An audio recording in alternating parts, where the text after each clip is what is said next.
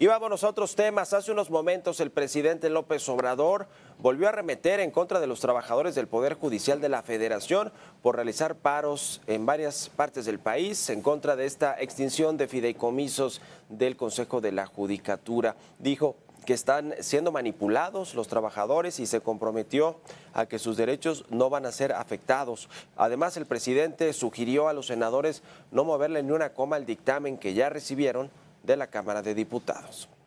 Yo pienso que están ejerciendo su derecho a manifestarse. Lo veo bien. Desde luego no comparto su punto de vista porque están siendo utilizados, manipulados por los de arriba del Poder Judicial. El ajuste es arriba, es que los ministros, magistrados, jueces ganan mucho y viven colmados.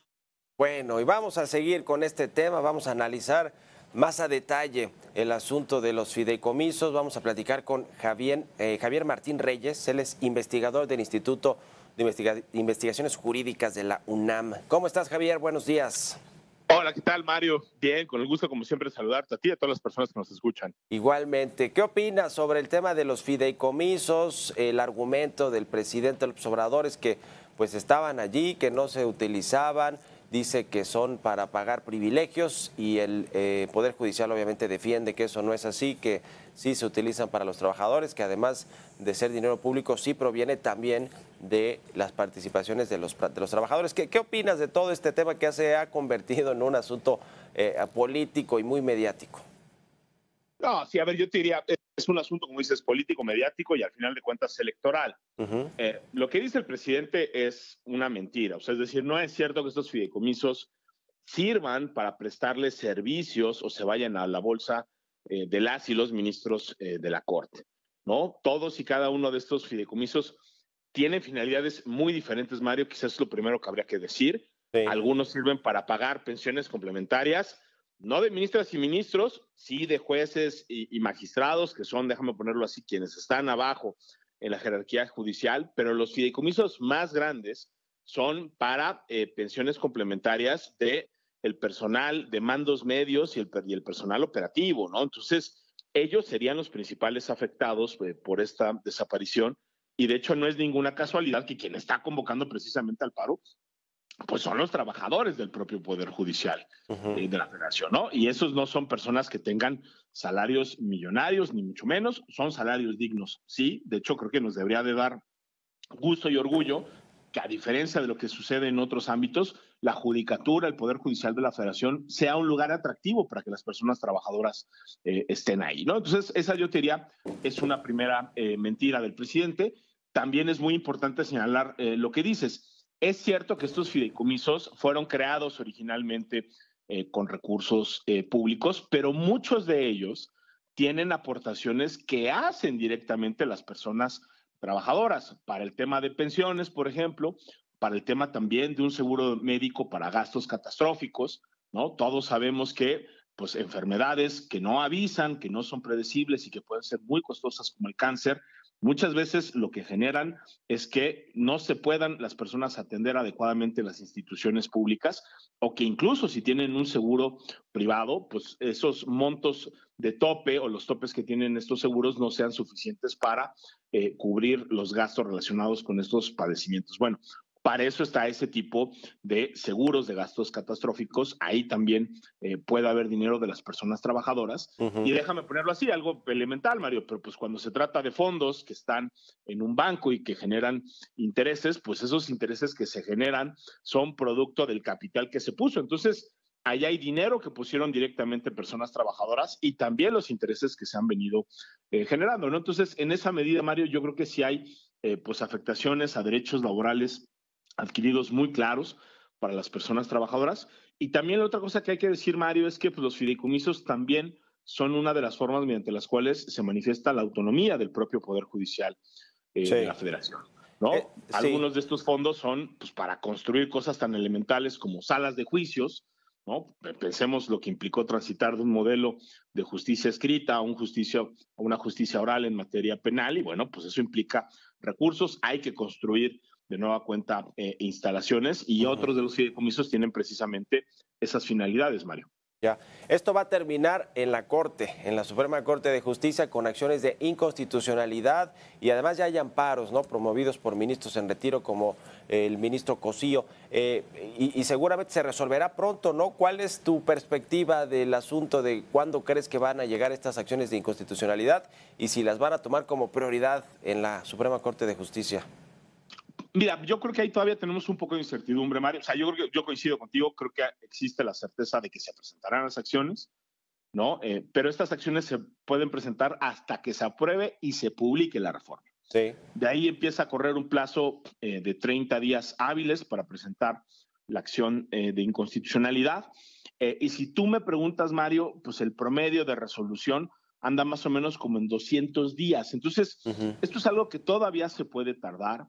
Hay entre que se presenta la acción y la resolución una decisión intermedia muy importante, que es si se va a solicitar y en su caso otorgar una suspensión, es decir, la propia Corte le podría poner pausa a la desaparición de los fideicomisos hasta que se pronuncia ya de manera definitiva sobre el fondo.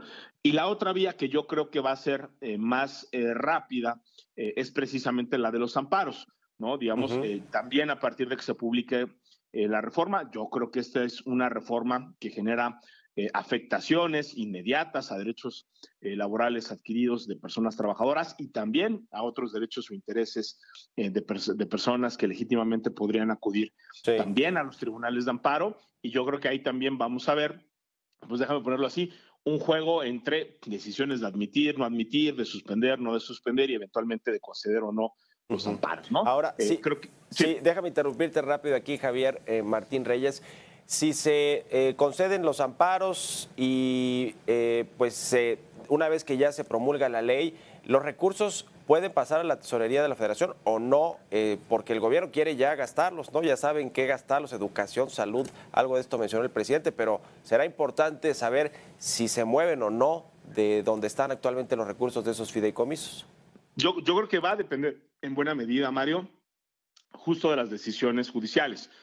A mí me da la impresión, no, digamos, sin conocer todavía los detalles de los litigios, porque no se han presentado, que quizás si se presentan amparos de manera muy rápida y se obtienen suspensiones, esa extinción de los fideicomisos sí podría frenarse antes de que los recursos sean transferidos a la tesorería del Poder Ejecutivo. Porque obviamente si se transfieren, pues bueno, ahí no es lo mismo, déjame ponerlo así, cuidar lo que ya se tiene en un banco, ¿no? Con una institución o con instituciones bancarias, que es donde están esos recursos, a que ya se vayan a la tesorería de la Federación, porque ahí sí creo que la recuperación puede ser más difícil, pero sí creo que eso pues va a depender mucho de la estrategia de litigio que se siga, de en qué términos se planteen las suspensiones y en su caso cómo se concedan o no estas. ¿El paro de los trabajadores afectará a los juzgados en el día a día, de aquí hasta casi que finales del mes?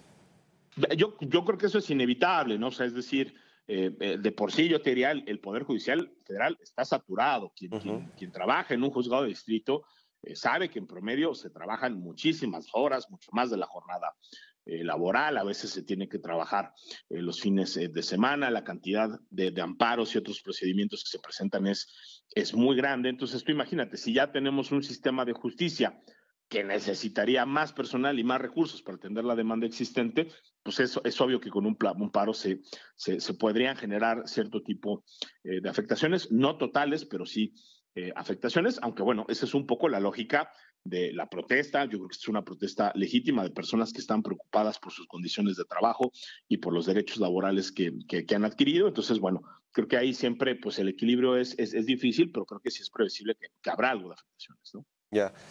El paro hasta el 24 de octubre, este paro de labores en varios juzgados por parte de trabajadores del Poder Judicial de la Federación. Y el presupuesto, por último, Javier Martín, también le van a recortar, eso prácticamente también está cantado, ¿no? Es un hecho que sucederá. Sí, y te diría, y esa puede ser todavía una afectación mayor, Mario. Es decir, ahorita el foco está en el tema de los fideicomisos por razones obvias y naturales, es lo que se acaba de aprobar, pero si le recortan un 20-30% al Poder Judicial de la Federación, ahí ya olvídate de que la justicia se vuelva más lenta. Eso seguramente podría generar incluso despidos, podría generar afectaciones mayores y ahí sí se podría comprometer el servicio básico que presta el Poder Judicial de la Federación, que es un servicio que lo que permite resolver la más variada cantidad de conflictos que se presentan en la sociedad. Fideicomisos es sin duda muy importante, pero lo más importante, yo te diría, creo que va a ser la batalla por el presupuesto, Mario. Sí. Bueno, pues lo estaremos platicando. Te agradezco, Javier, que nos hayas tomado esta llamada y muy buenos días. Buenos días, Mario. Como siempre, un gustazo. Un abrazo fuerte. Igualmente. Hasta luego.